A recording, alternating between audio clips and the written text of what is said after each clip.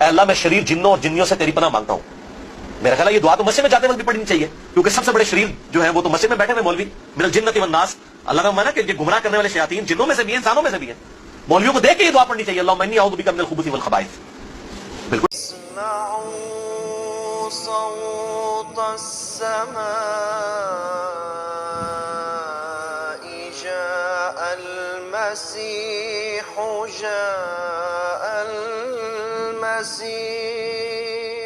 آج کی اس ویڈیو میں جماعت احمدیہ کی مساجد کی بات کریں گے کہ ہماری نظر میں مساجد کی کیا اہمیت ہے, اور یہ ملا جو مساجد مسمار کرتے ہیں وہ صرف لوگوں کو ختمی نبوت کے نام پر دھوکہ دے رہے ہوتے ہیں. آج ہم اس ویڈیو میں جماعت احمدیہ کی مساجد کی بات کریں گے اور ملاؤں کو جواب دیں گے اور دعا کریں گے کہ اللہ انہیں ہدایت دے. آمین ثم آمین. چلے اب ہم ویڈیو شروع کرتے ہیں. ویڈیو کو شیئر ضرور کر دیا کریں. ہم تو رکھتے ہیں مسلمانوں کا دین, ہم تو رکھتے ہیں مسلمانوں کا دین, دل سے ہے خدا میں ختم المرسلین.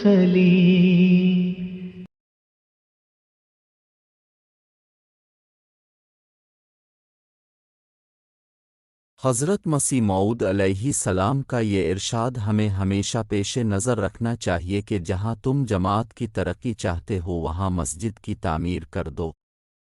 پیارے حضور نے فرمایا الفاظ میرے ہیں, کم و بیش مفہوم یہی ہے.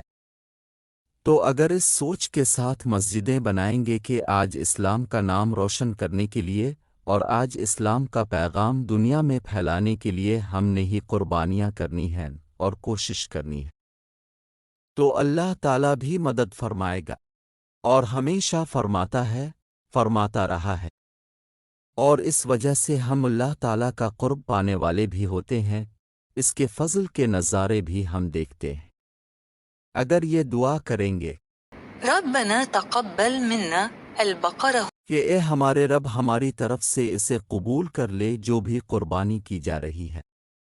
سورۃ البقرہ 128. تو یقیناً یہ دعا کبھی ضائع نہ ہوگی, اور آپ کو اپنا یہ خیال خود بخود غلط معلوم ہوگا کہ مسجدوں کے منصوبوں کی ضرورت نہیں ہے, بلکہ کچھ اور منصوبے ہمیں کرنے چاہئیں.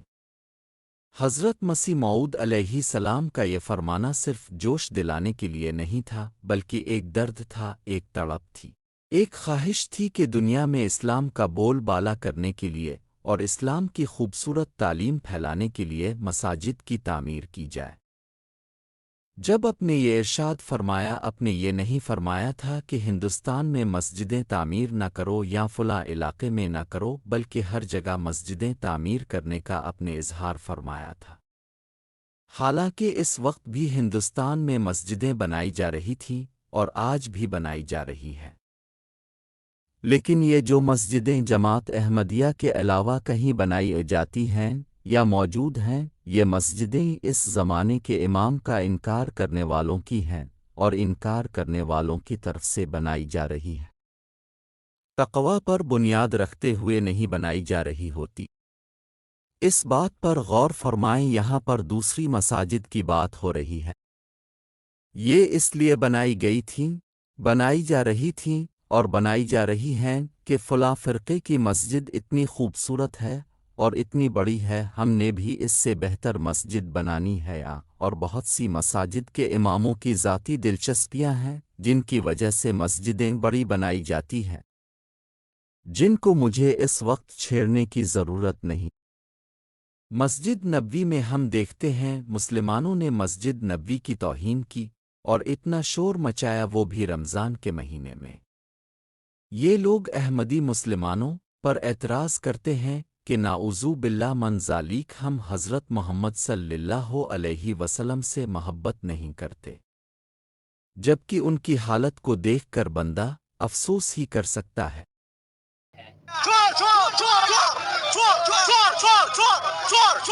چور بیکاری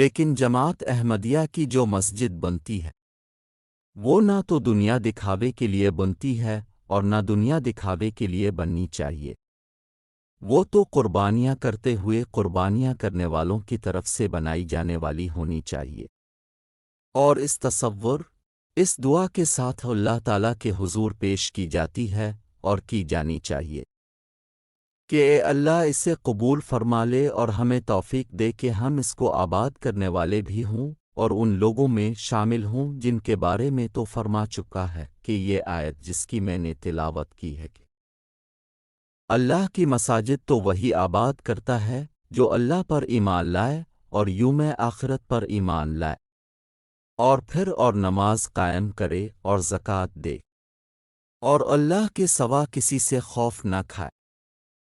سورۃ التوبہ آیت 18۔ پس قریب ہے کہ یہ لوگ ہدایت یافتہ لوگوں میں شمار کیے جائیں۔ پس ہمیں یہ دعا کرنی چاہیے کہ اے اللہ ہمیں کامل مومن بندہ بنا، کیونکہ مومن بننا بھی تیرے فضلوں پر ہی منحصر ہے، تیرے فضلوں پر ہی موقوف ہے۔ آخرت پر ہمارا ایمان یقینی ہو۔ جب تیرے حضور حاضر ہوں تو یہ خوشخبری سنے کہ ہم نے مسجدیں تیری خاطر بنائی تھیں۔ تیری عبادت ہر وقت ہمیشہ ہمارے پیش نظر تھی اور تیرے دین کا پیغام دنیا تک پہنچانا ہمارے مقاصد میں سے تھا۔ بس اسی لیے ہم مسجدیں بناتے ہیں اور بناتے رہے ہیں، اور اسی وجہ سے ہم نمازوں کی طرف توجہ دیتے رہے۔ کوئی نام نمود، کوئی دنیا کا دکھاوا ہمارا مقصد نہ تھا۔ اے اللہ ہماری تمام مالی قربانیاں تیری خاطر تھی کہ تیرا نام دنیا کے کونے کونے میں پہنچے اور تیرے پیارے نبی صلی اللہ علیہ وسلم کا جھنڈا دنیا میں سر بلند ہو، اور تیرا تقوی ہمارے دلوں میں اور ہماری نسلوں کے دلوں میں قائم ہو اور ہمیشہ قائم رہے۔ تو نے ہمیں ہدایت دی کہ ہم نے اس زمانے کے امام کو مانا، اس کو ماننے کی ہمیں توفیق عطا فرمائی جس کو تو نے اس زمانے میں دوبارہ دین نے اسلام کی حقیقی تعلیم کو دنیا میں قائم کرنے کے لیے بھیجا تھا۔ پس ہماری کمزوریوں اور غلطیوں کی وجہ سے اس ہدایت سے ہمیں محروم نہ کر دینا، بلکہ خود ہمیں ہدایت دیے رکھنا، خود ہمیں سیدھے راستے پر چلائے رکھنا۔ اے اللہ تو دعاؤں کو سننے والا اور دلوں کا حال جاننے والا ہے۔ ہماری ان عاجزانہ اور متضرانہ دعاؤں کو سن، ہماری اس نیک نیت کا بدلہ عطا فرما جو ان مساجد کی تعمیر کے پیچھے کار فرما ہے، کہ تیرا نام دنیا کے اس علاقے میں بھی ظاہر ہو جہاں ہم مسجد تعمیر کرنے جا رہے ہیں۔ ہماری نیتیں تیرے سامنے ہیں، تو ہمارے دلوں کا حال جانتا ہے، تو ہماری پاتال تک سے بھی واقف ہے، تو وہ بھی جانتا ہے جس کا ہمیں علم نہیں۔ پس ہمیں اپنا قرب عطا فرما اور ہمیں مزید مسجدیں بنانے کی توفیق دیتا چلا جا، اور ہم پر اپنے پیارے نبی صلی اللہ علیہ وسلم کا یہ ارشاد صادق فرما کہ جو شخص اللہ کی خاطر مسجد تعمیر کرتا ہے، اللہ بھی اس کے لیے جنت میں اس جیسا گھر تعمیر کرتا ہے۔ پس تو ہمیں حقیقی مومنوں میں شمار فرما، آمین، اور ہمیں شر پسند مولویوں سے بچا کر رکھ، آمین ثم آمین۔ أفلا يتوبون إلى الله ويستغفرونه والله غفور